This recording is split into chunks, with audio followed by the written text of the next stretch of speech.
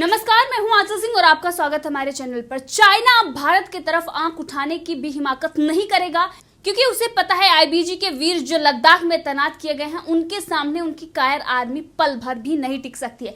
साथ में एक और बड़ी खबर आपको बता दें कि राफेल अब जल्द भारत आ रहा है। इसी विषय पर चर्चा के लिए हमारे साथ है राजनीतिक विश्लेषक पवन त्यागी। सर, आपका बहुत बहुत स्वागत है हमारे चैनल पर।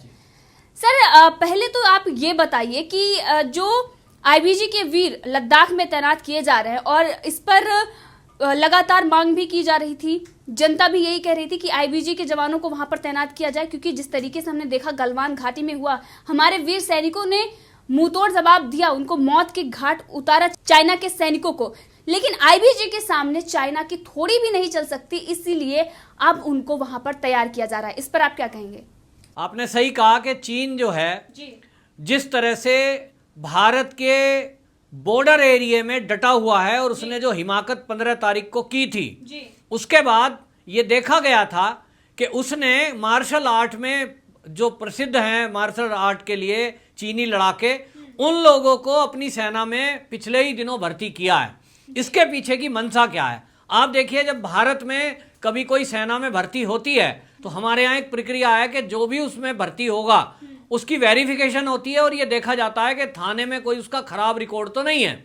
अगर किसी का आपराधिक रिकॉर्ड है तब उसको सेना में भर्ती नहीं किया जाता। लेकिन इसके उलट चीन ने वहां मार्शल आर्ट में निपुण लड़ाकों को स्पेशली भर्ती किया और बॉर्डर पे आकर लद्दाख एरिया में उनको डिप्यूट किया। और वो मार्शल आर्ट वाले लड़के कौन थे? तो जो लड़ाके हैं जिनका कोई इतिहास नहीं है अच्छा और कोई उनका अच्छा रिकॉर्ड भी नहीं है, और लेकिन उसने केवल और केवल भारत में माहौल खराब करने के लिए और लड़ने के लिए वो वहां उनको लद्दाख में लगाया, जिनकी संख्या लगभग 5 डिवीजन उसने एलएसी पे लगाई हैं, जिसमें 5 डिवीजन का मतलब 75,000 वो लड़ाके होते हैं। उसका मुकाबला जैसे ही भारत को पता लगा कि उन्होंने 5 डिवीजन इस तरह के लड़ाके जो मार्शल आर्ट में निपुण हैं, ऐसे लोगों को एलएसी पे लगाया है, जिससे ये पता लगता है कि वो ये सोच रहा था कि हथियार चलाने का तो एलएसी पे किसी को भी हथियार का प्रयोग करने की अनुमति नहीं है, हम उससे बाउंड हैं। और तुम जो ऐसे लड़ाकों को भेज दोगे जो वहाँ लड़ाई करेंगे, अपने पास डंडा रोड और इस तरह की चीज़ें रखेंगे, बिना गोली चलाए वो भारत के सैनिकों को नुकसान पहुँचा सकेंगे।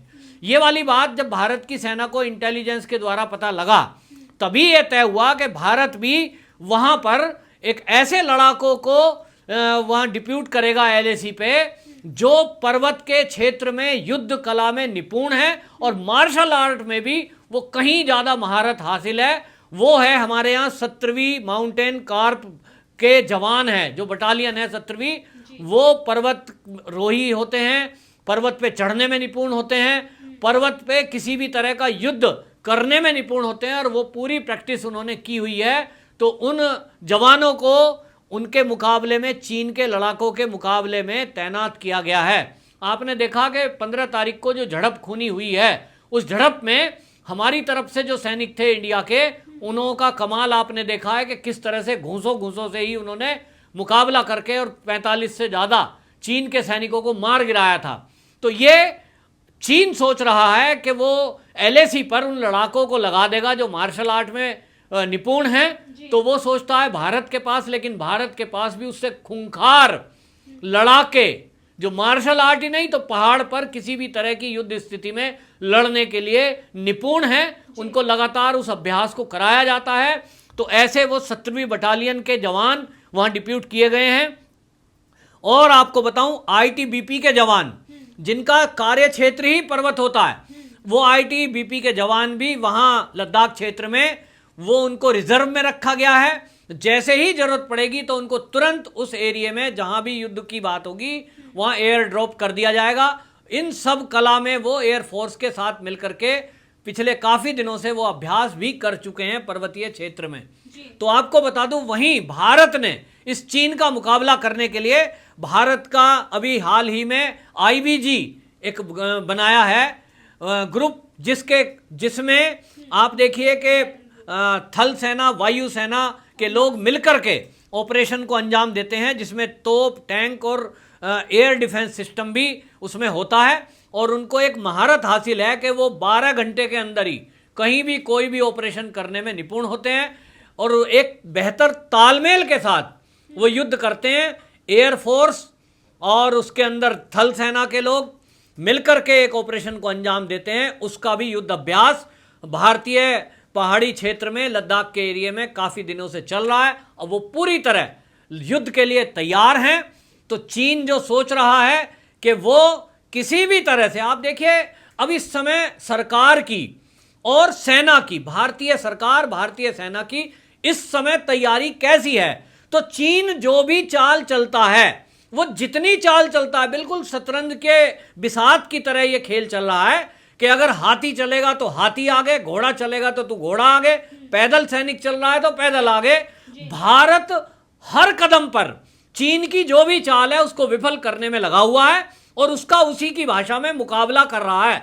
चीन ने लद्दाख एरिया में और अरुणाचल प्रदेश के एरिया में अपने सैनिक बढ़ाए तो भारत ने भी बढ़ाए, उसने तोप बढ़ाई तो भारत ने भी तोप टैंक बढ़ा दी, बल्कि उससे और 1.25 गुना ज्यादा उसने अपना एयर डिफेंस सिस्टम लगाया, फाइटर प्लेन लगाए बॉर्डर एरिया में, तो भारत ने भी अपने फाइटर प्लेन उतार दिए। अब जैसे जैसे चीन चलता है वैसे वैसे भारत चलता जाता है, लेकिन भारत एक कदम आगे चीन से इसलिए है कि चीन के पास केवल और केवल एक आतंकी देश बचता है जो उसके साथ खड़ा है, वो है पाकिस्तान, जो उसका गुलाम है। और भारत के साथ विश्व की वो महाशक्तियां हैं जिनके नाम से पूरे विश्व के लोग, इस तरह से चाइना जैसे लोग कांपते हैं, जिसमें अमेरिका और रूस, इजराइल, जापान जैसे देश हैं। तो वहीं सर राफेल भी अब अगले महीने आने वाला है, जिस पर सियासत भी हुई थी। राहुल गांधी ने उस पर भ्रम भी फैलाया था और वो नहीं चाहते थे कि राफेल भारत में आए। राहुल के साथ साथ उनके चाटुकार पत्रकार भी, अजीत अंजुम जैसे लोग ये सवाल पूछ रहे थे कि जब कोरोना आया था कि आखिर अब राफेल का क्या करेंगे। तो आज उनको ये पता चला होगा कि आज अगर सबसे ज्यादा भारत को किसी चीज की जरूरत है तो वो हथियारों की है, और आज राफेल की क्या कीमत है, इस वक्त कितना महत्वपूर्ण है, ये भी आप बताएंगे। तो 36 राफेल जो डील हुई थी फ्रांस से, उसमें से 8 अगले महीने 27 जुलाई के अंदर अंदर तक आ जाएंगे। और इसके साथ ही आपको बता दें कि फाइटर जेट में 150 किलोमीटर रेंज वाली मीटियर मिसाइल भी साथ आएगी। तो अब चाइना को मुंहतोड़ जवाब देने के लिए भारत ने पूरी कमर कस ली है और राफेल आ जाने के बाद दुनिया की कोई ऐसी ताकत नहीं है जो भारत का मुकाबला कर सके। सर, इस पर आप क्या कहेंगे? बिल्कुल आपने सही कहा कि ये इस समय जो युद्ध का माहौल चारों तरफ बना है और चीन जिस तरह से हैंकड़ी दिखाने की कोशिश कर रहा है, तो उसकी हैंकड़ी तोड़ने के लिए यूं तो 36 विमान का हमारा सौदा हुआ है जो कि सितंबर 2022 तक आना तय हुआ है।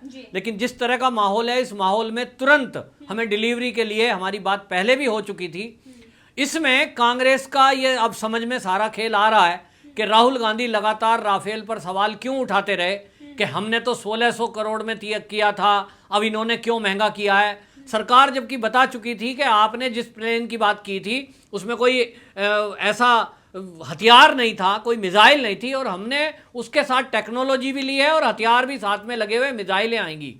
राहुल गांधी की पूरी कोशिश ये थी कि वो किसी तरह सरकार को उकसाकर ये पता लगाने में सफल हो जाए कि वो जो राफेल आ रहा है उसमें कौन सी टेक्नोलॉजी आ रही है या कौन कौन सी मिसाइल आ रही है। अब ये क्यों जरूरी है? क्योंकि अगर मान लीजिए 2022 तक हमें विमान आएगा, उनको और पहले पता लग जाए किसी भी दुश्मन देश को कि वो जो विमान आ रहा है उसके अंदर कौन सी टेक्नोलॉजी लगी है, क्या क्या एम्यूनेशन लेके वो चलेगा, तो मुकाबले के लिए वो भी अपने फाइटर प्लेन को अपग्रेड कर सकता है।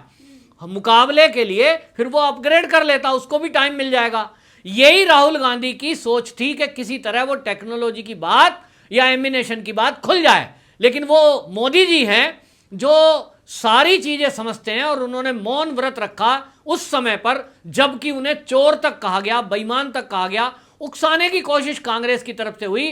कांग्रेस ये गद्दारी कर रहा था, चीन से डोनेशन लेके, चीन से रिश्वत लेके।